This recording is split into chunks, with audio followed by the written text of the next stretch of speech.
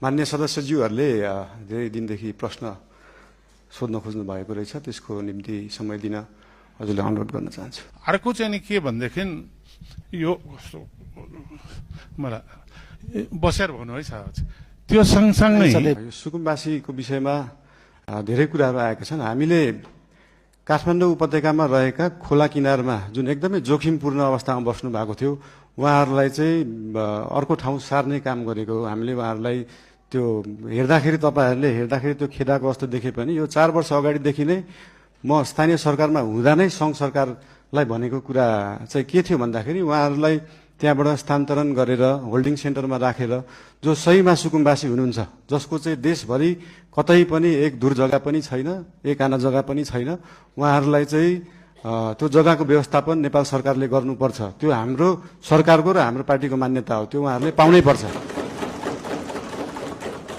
तर काठमाडौँ उपत्यकामा बसेकालाई किन एकदम प्रायोरिटी दिएर हटाइयो भन्दाखेरि विगतका धेरै वर्षहरूमा बाढी आउँदाखेरि उहाँहरूको घर डुबानमा पर्ने र उहाँहरूको स्वास्थ्य अवस्था पनि एकदमै नाजुक थियो। उहाँहरूको सेनिटरी अवस्था, उहाँहरूको त्यो वासरुम टोयलेटको व्यवस्था, त्यसको निकासा सिधै खोलामा थियो र उहाँहरूबाटै निस्केको त्यो फोहोरको दुर्गन्धले फेरि उहाँहरू नै बिरामी परिराख्नु भएको थियो।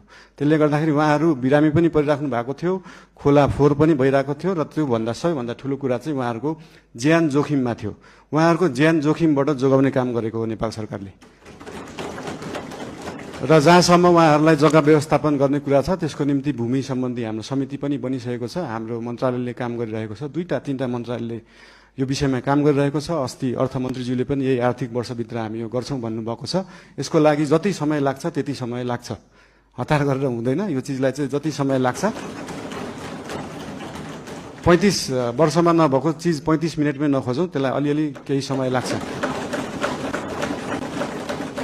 र लिपुलेक लिम्पियाधुराको बारेमा उहाँले सोध्नुभयो, अघि पनि भनिसके, यो चाहिँ डिप्लोमेटिक रूपमा टेबल टक। तपाईँहरूलाई एउटा कुरा अचम्म लाग्छ होला, मैले पनि अस्ति प्रधानमन्त्री भएपछि नै थाहा पाएँ, भारतले नेपालको जग्गा मात्रै होइन, नेपालले पनि भारतको जग्गा धेरै ठाउँमा मिचेको रहेछ। अनि यो कुरा चाहिँ अस्ति भर्खरै थाहा पायो। त्यही भएर दुईटै देशले अध्ययन गरेर हामीले मिचेको छौँ, उहाँहरूले मिच्नु भएको छ, के छ त्यसलाई चाहिँ बसेर एउटा साथीको रूपमा समाधान गर्ने चाहिँ हामीले सोच राखेका छौँ। धन्यवाद।